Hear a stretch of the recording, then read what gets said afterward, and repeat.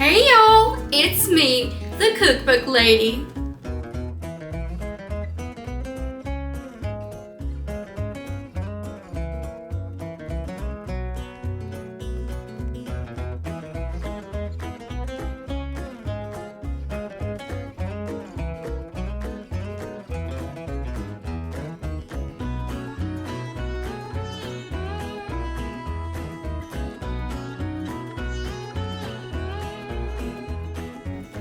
Welcome back to my kitchen, friends. As y'all saw, today I'm trying out a pizza dough recipe. With prices being the way that they are, I want to see how cheaper it would be to make a pizza from scratch at home. Today's recipe is coming from this cookbook here, Sharing Our Heritage. I personally love this cookbook because it specifically highlights the different backgrounds and heritages of the members of the St. Philip the Apostle Church. I just think that's a really cool feature of this cookbook. So, let's get to cooking, and don't forget to stick around till the end of the video for my honest review of this recipe and a price comparison on how much this recipe costs versus how much it costs to order out. I'm actually altering this recipe slightly as I'm using an instant yeast rather than an active dry yeast. The difference is instant yeast doesn't require the rehydration step and allows you to mix it in with your dry ingredients. So, to a bowl, I'm adding in 3 cups of flour and 2 1/4 teaspoons of instant yeast.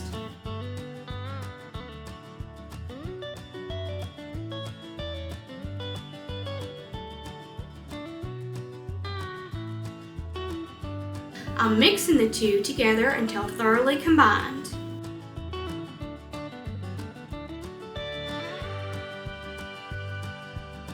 Then, I'm dumping the contents of the bowl out onto my kitchen countertop and shaping the mixture into a mound, leaving a well in the center.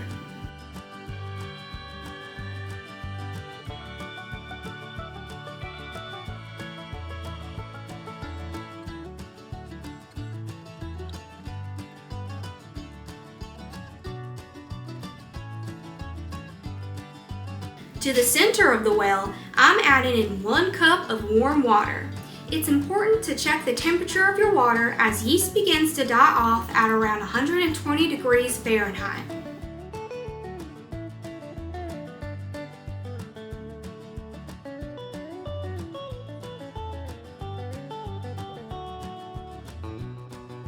I'm going to gather flour from the sides with my fingertips and begin to incorporate everything together until a dough ball has formed.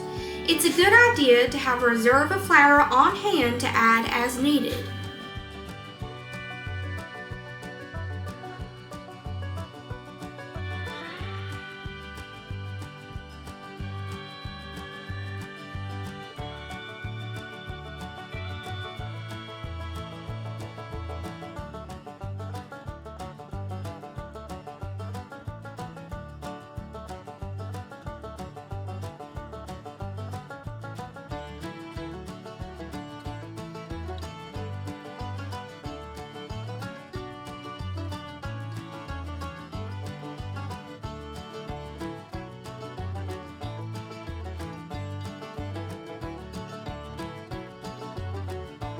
Once our dough has been formed, we're going to continue to knead it by hand until soft and smooth. The recipe suggests about 15 minutes, so be prepared for an upper body workout. Or, if you happen to have little ones, you can get them involved and have them help. Okay, so I have been kneading this sucker for like 20 minutes thus far, and it is neither smooth nor is it soft, and I don't know if I simply just need to keep kneading it, if there's just not enough moisture in there. I'm also starting to wonder if it's because there is no, I wonder if the yeast isn't because the recipe didn't say anything about adding sugar or anything like that. It just said something about adding the yeast to warm water. And I do know that most cases, especially with active dry yeast, you have to feed it. So, I don't know. I guess I'm going to keep kneading it. Maybe try and like add a little bit of sugar water into this to try and save it. I'll check back in with you guys. Okay. So what I ended up doing was I added a little bit of sugar to this water here, kind of dipped my hands into it to work it into the dough, and then I also added about, I want to say, a teaspoon of sugar into the dough itself, and I've been kneading it for like 10 more minutes, and I think it definitely looks a lot better than what it was. It's still not as like soft or as smooth, but I don't know, maybe like my opinion of soft and smooth is something completely different, but it does seem to be helping. And it is getting quite late, so I think we're gonna move on to the next step. Once we have finished kneading our dough, we are going to transfer it to an oiled bowl. We are going to cover the bowl. I find that using a plastic shower cap is much faster and more convenient than struggling with cling wrap. Plus, you can get a great deal for a bulk pack on Amazon.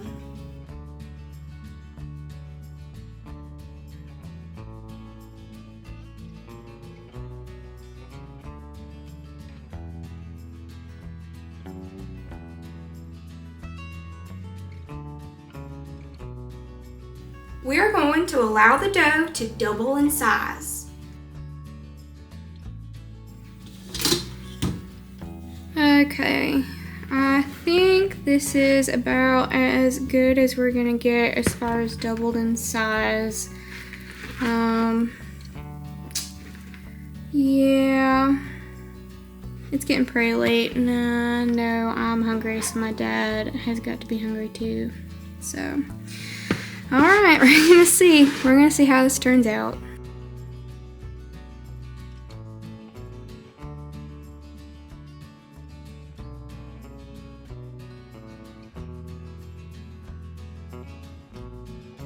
Once that has been achieved, punch the dough down and cut your dough into portions. The recipe says to roll out dough onto a floured surface, and that's where the recipe ends, so I had to do a little research to fill in the rest of the steps.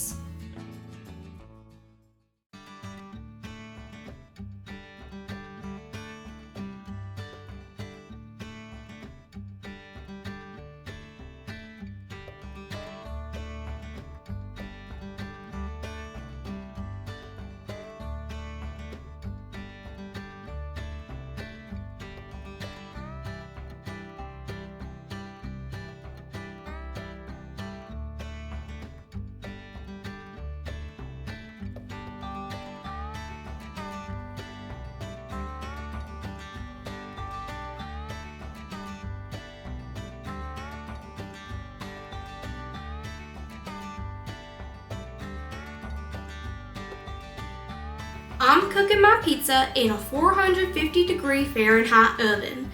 The cooking time is going to vary on a few factors: how thick my crust is and how many toppings I have on my pizza. I'll have the exact cooking time listed in the recipe below, but it's important to keep an eye on your pizza and check on it periodically. Alright, this is about at the 15-minute mark. Is looking, the crust is kind of rock hard. Alright, I think 15 is good. We'll see. Alright, my friends, it has come to that part of the video where we do a taste test.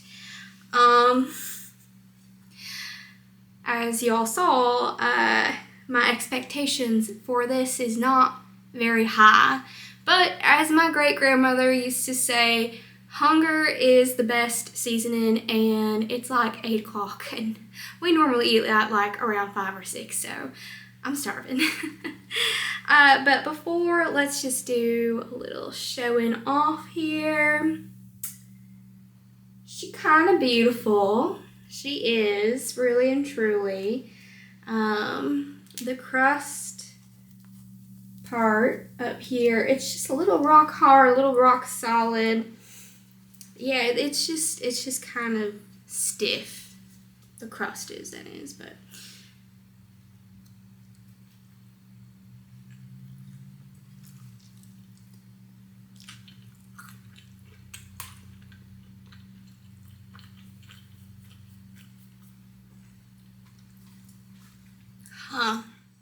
I feel like this is going to be kind of hard to judge here because obviously the sauce and the toppings add a lot of improvement to just dough, and that's true for any kind of recipe. So I think the true test is going to be trying just a bite of the crust here. Oh, yeah.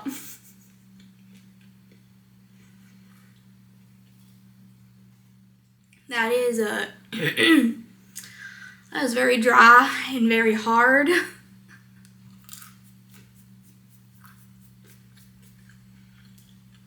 It is not very flavorful, that is for sure. This is definitely very dense. The crust is very dense. Traditionally, like even store-bought pizza that you make in the oven at home, the crust, the dough tends to be a lot lighter, a lot airier. This is very dense. Alright, I think I've got a feel enough for this to give my verdict. Alright, so let's talk about this recipe. First of all, I feel like they made this recipe as if they were trying to be like authentic, like back in the day, as like somebody's Italian grandmother would have made this. However, I do feel like this recipe is missing a few things. With today's modern age, I definitely would not recommend trying to incorporate everything onto the surface of your countertop. As y'all saw, that was a disaster. That was like Noah's flood. I would definitely just recommend keeping everything in a bowl, real nice. You can still keep the well, just keep everything in a bowl, and everything will stay relatively clean and less chaotic. I don't know if this is more so like a user error versus a recipe error. I don't know, for whatever reason, I kneaded that dough by hand for like 30 minutes, and I just could not achieve the smoothness and the softness that the recipe was talking about. It did get better, as I said, as I added the little pinch of sugar into the dough, but then also dipping my hands in that sugar water and kind of kneading with some wet hands. Definitely did not need any of that extra flour as needed. Definitely didn't need any of that. I don't know. It's just, I feel like the recipe is just missing a couple of steps. The fact that it didn't suggest what kind of oven temperature to, cook your pizza at or for how long. I feel like as a recipe, like all of that should be present. But that's the kind of thing about these church cookbooks, is that sometimes the author of the recipe, which by the way, there is no author. Typically they have like a name listed at the bottom, but there wasn't for this recipe. But typically, for the most part, these recipes are sometimes written thinking that the reader that's reading them already has basic knowledge of working in the kitchen. So, I don't know. The crust itself is very stiff. It's very hard. The only saving grace is adding all of the toppings onto it. I think that's what really makes it edible, at least the middle part. I don't know about the crust. So let's briefly talk about the cost here. I went to Walmart today earlier to pick up all the topping ingredients for on top of the pizza. I'm not including the cauliflower because I already had that on hand. But for the most part, in total, I spent $33.17. Now, granted, I did pick up other things besides, pizza toppings. But for the most part, let's see, 5, 6, 7, 8, 9, 10. For the most part, the ingredients are somewhere between around 10 and 15. Just adding this up real fast in my head. And there's still a lot of the ingredients left over that could make other pizzas. So in my opinion, I definitely feel like it's more cost efficient to make your own pizza at home. It does take a little bit of time between kneading the dough and letting it rise, so you kind of have to plan that out throughout your day. I should have started this video earlier in the day than I did. I'm gonna say I'm really not that impressed with this recipe. I'm actually gonna give this 2 stars. Like I said, what really saves this is just the toppings and the sauce in general. So yeah, really not impressed with this one at all. Would not recommend. Do not pass go. Do not collect your money. Thank y'all so much for joining me on this culinary adventure. Even though it did turn out to be kind of a disappointment, I hope that the shenanigans along the way at least gave y'all a chuckle or two. If you did happen to like today's video, consider showing it a little bit of love by hitting that thumbs up button. And if you happen to like the vibe here on my channel, consider subscribing. I'd love for you to join the family, and my new posting schedule is every Friday and every Sunday. So make sure you turn the notification bell on so you don't miss the next culinary venture. But anyways, y'all, I'm still super hungry and we don't waste food around these parts, so I'm gonna go grab myself another slice and have myself some dinner. But y'all be safe out there and be sweet to one another. Bye, y'all!